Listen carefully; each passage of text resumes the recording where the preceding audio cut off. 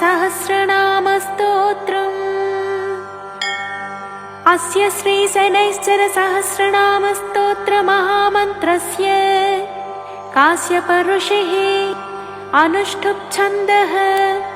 शनैश्चरो देवता संबीजं नं शक्तिः मं कीलकम्। शनैश्चर प्रसाद सिद्ध्यर्थे जपे विनियोगः।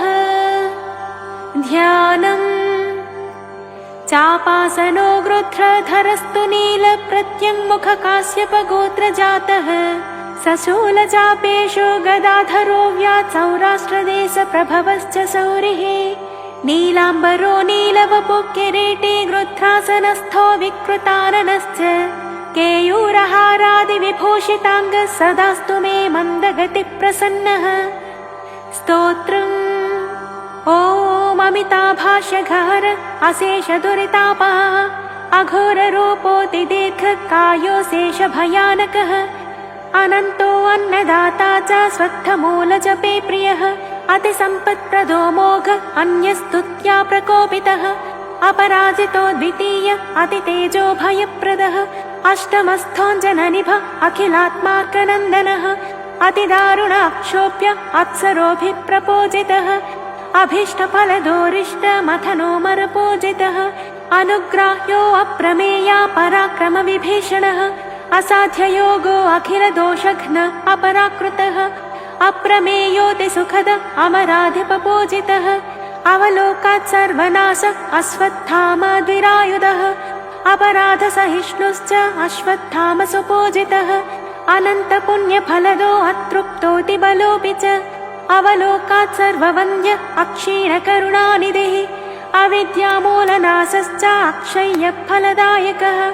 आनन्दपरिपूर्णश्च आयुष्कारक एव च। आश्रितेष्टाथ वरद आधिव्याधिहरोऽपि च। आनन्दमय आनन्दकरो आयुधदाकरः। आत्मचक्राधिकारी च आत्मस्तुत्यपरायणः। आयुष्करो आनुपूर्व्य आत्मा यत्त जगत्त्रयः। आत्मनामजपप्रीत आत्माधिकफलप्रदः। आदित्यसम्भवो आत्तिभञ्जनो आत्मरक्षकः। आपद्बान्धव आनन्दरूपो आयुप्रदोऽपि च। आकर्णपूर्णचापश्च आत्मोद्दिष्टद्विजप्रदः। आनुकूल्यो आत्मरूपप्रतिमादानुसुप्रियः।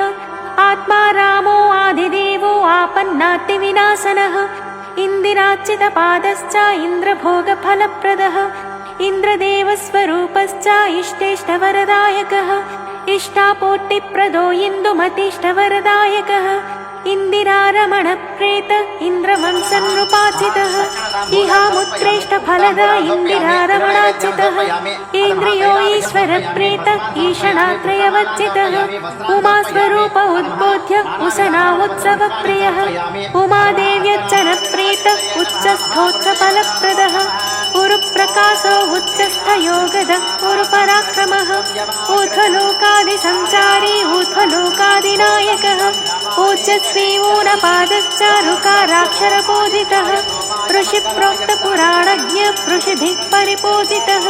ऋग्वेदवन्द्यो ऋग्रूपी ऋजुमार्गप्रवर्तकः। लुलितोद्धारको लोतभवपाशप्रभञ्जनः।